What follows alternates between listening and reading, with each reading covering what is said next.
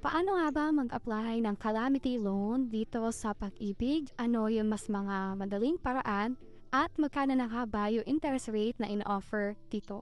By the way, kung first time mo sa channel na to and gusto mo pa ng mga online tutorial videos katulad nito, please click the subscribe button.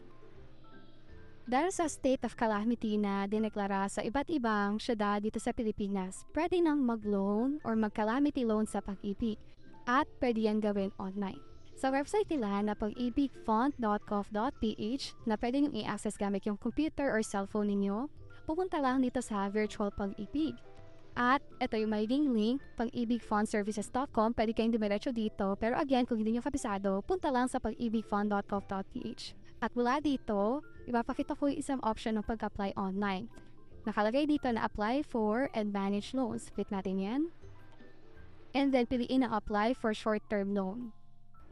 Makikita nyo dito yung iba't ibang mga requirements. Dito sa unang pinapakita kong option, kailangan nyo i-download itong form na ito at pipicturan or i-scan at i-upload siya. Ano yung itsura ng form? Ito siya, kailangan siyang fill upan, ibig sabihin ipapaprint nyo or kung kaya nyo siyang sulatan gamit yung phone ninyo, pwede rin naman. Kumpletuhin lang lahat ng requirements o yung mga information na hinihingi dito at pirmahan sa bandang baba. Meron dito second page kung saan hinihingi information about sa borrower, also yung details about sa income na din.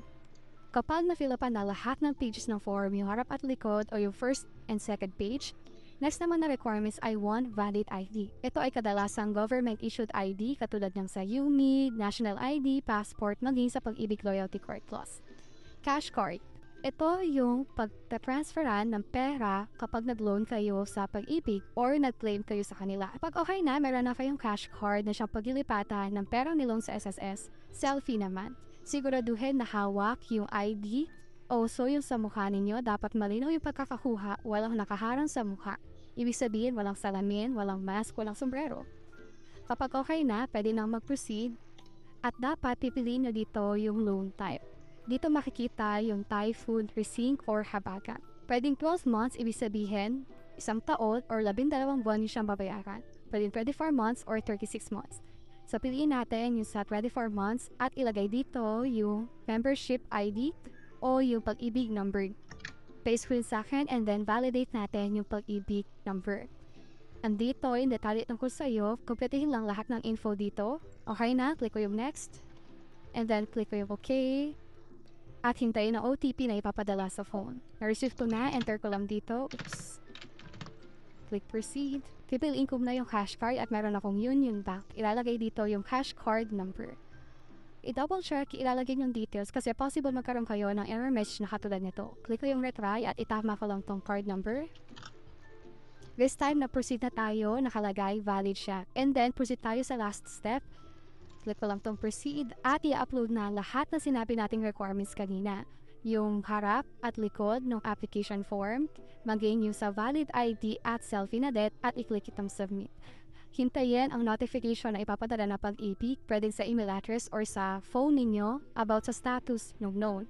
Pwede itong ma-reject or pwede rin namang ma-approve na hihintayin nyo makuha mismo or ma-transfer doon sa cash card ninyo na in-apply natin sa Pag-ibig mismo.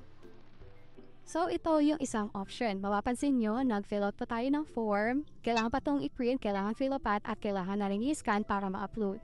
Pero, ano yung mas madaling paraan? Ipakita ko sa inyo, dito sa Pag-ibig online account ko, makikita ko yung contribution ko sa Pag-ibig mismo. Ito siya.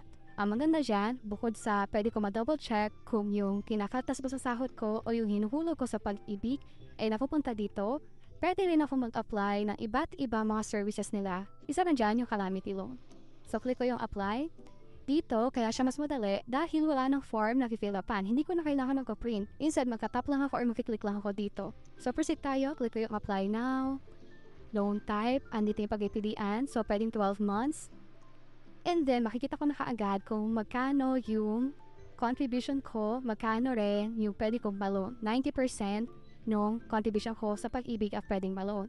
Kung sakaling meron kang salary loan or multipurpose loan na in-apply dati sa Pag-ibig, ilalas iyon sa pwede mong ma-loan as calamity loan. Dito sa bandang baba, kung sakaling ayaw mong i-loan ito lahat, halimbawa nasa 10,000 lang yung gusto mo, or pwedeng nasa 20,000, pwede din naman. Pwedeng 100,000 kasi pasok naman siya doon sa loanable amount ko or pwedeng i-maximum ko na katulad nito.